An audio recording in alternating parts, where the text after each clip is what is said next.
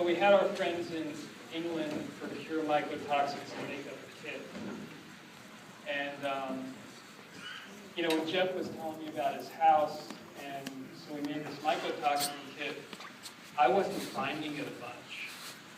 And I was thinking, well, you know, he's focused on it, it's his family problem, it's not that big a deal. And usually when you start, you know, if someone's out there promoting something as a big issue and you're not finding it okay, it means one of two things. It either means it's not a big issue, or you need to find a better technique of why you're not finding it. And up until recently, I still kept thinking it wasn't a big issue for most people, but I think I was wrong. So we're going to just take a strong muscle. Let's try a second clavicular. Okay, let's make sure it turns off. Okay, so we're going to test him on a mycotoxin composite vial and just see what happens. Okay, in his case, it weakens a strong muscle. That's not that common, but once in a while it happens. And I mean, that's your easiest thing. So all you need to do is find a remedy. You know, and like Jeff put up there, sarsaparilla, which is smilax, it's been known for decades that it's an endotoxin binder. They use it for psoriasis, they use it for other things. So when we were investigating, trying to find out what might be a mycotoxin binder, we thought maybe sarsaparilla is an endotoxin binder, and it did test significantly, and it did bring a lot of good clinical changes in people. So,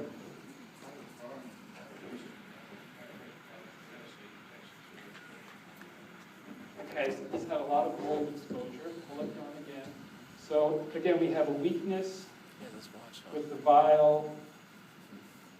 Let's test the vial and sarsaparilla. That blocks it. We can test something else like Takasumi, which is a carbonized bamboo. That doesn't block it. Again, very, very simple test. Let's test someone else, because I want to find someone who's a little bit harder. Okay. Jim, come on up.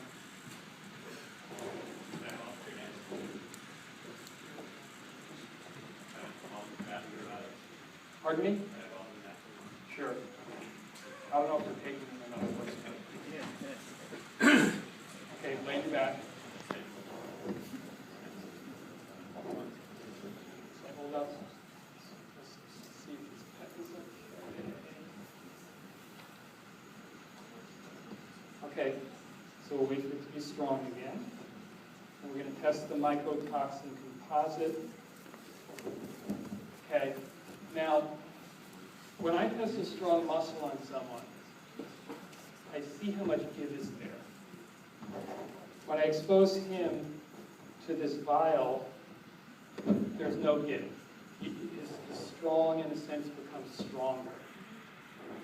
And if I were to do a hypertonicity test here, when I expose him to the mycotoxin, he doesn't turn off. So it's basically the same. I mean, you don't have to squeeze a spindle cell to find a hypertonic muscle. You can feel a hypertonic muscle. It takes a little bit of practice, but it's really easy. What's interesting when you find hypertonicity when you're testing a substance, and I think I showed this last year, but if I just keep this here and just maybe talk to the patient for 5 or 10 seconds, what ends up happening is the hypertonicity turns into a weakness. So that would be another way to do it. It's kind of interesting. It's almost like the body's burning out. It's just switching. So a lot of times you would have a hypertonic muscle. What you could do is, let's see at this point if it's still hyper or if it's just weakening. It's just weakening at this point. So all we would need to do is find a remedy that blocks it. If we hadn't exposed him this long, we could have tried to find a remedy that counteracted it.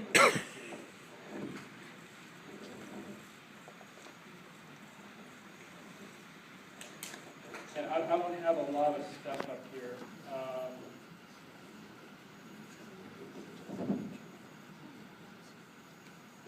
stuff I have up here, none of it's working for him. So I would have to dig a little bit deeper with some of the remedies that Jeff put up there that I don't have up here in the kit.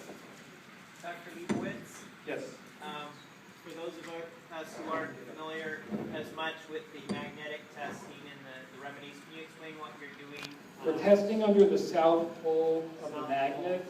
There were some papers written back in the 80s and 90s by myself, Wally, and Jim that kind of compared it and so forth. I've been using red on the south pole just because it adds a little bit of sympathetic nervous system stress. It just allows me to up my findings a little bit.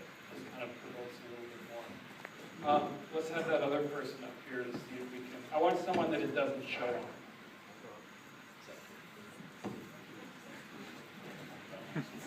On your back.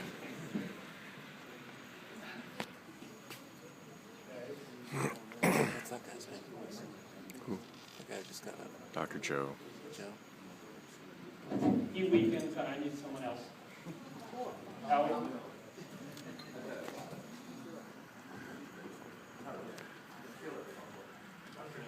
Too many greens out. Right. Okay, well, that's...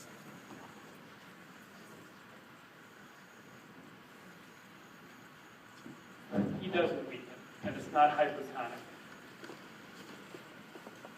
So we don't know if he has a problem or not. But mycotoxins are stored in two places, basically. They're stored in the fat and they're stored in the nervous system. And, you know, for a long time there have been provocation tests in AK. Wally might have done some of the early ones. I did some pretty early ones. And, you know, like for instance, sometimes I teach if we're trying to find if there's any kind of oral dysbiosis in people, if we massage the gums very vigorously, we get more findings. So we used to, if we suspected mercury in people, especially if they had a history of amalgams, sometimes it wouldn't show, but if we massage the parotid glands very vigorously afterward, it would show, because a lot of it's stored there. So we were thinking if, and I was only finding mycotoxins in maybe 10% of patients. And so we were thinking if it's stored in the fat, is there a way to provoke it? And I don't know if we'll find it on Howie, but this is what we found. What we've been doing is we've been massaging people, their fat.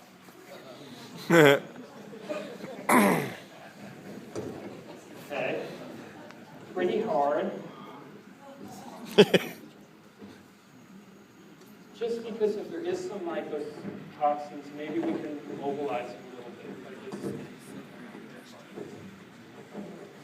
He's like a genius. Yeah.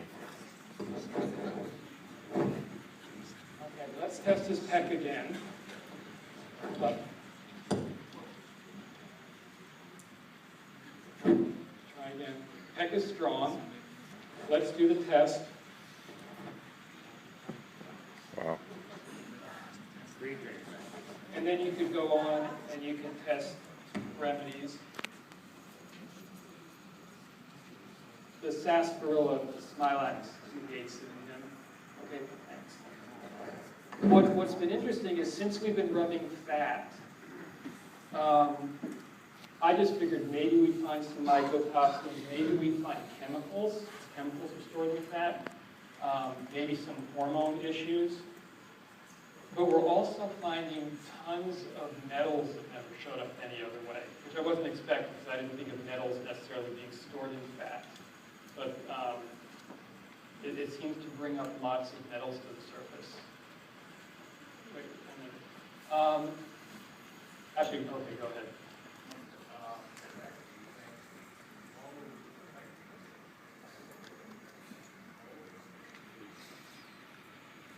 They're both stored there. I mean, they both add to your total load, and they both can be neurotoxic. So, and both use similar detox.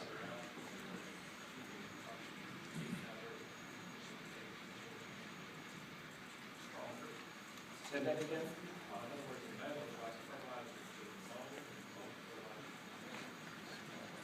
I know some doctors teach that. I haven't personally found that to be. Yes. Michael, do you think any of these cross the blood-brain barrier? Okay, so what we've been finding is you can stimulate the fat naked show. You can also, in some people, do left or right brain activity,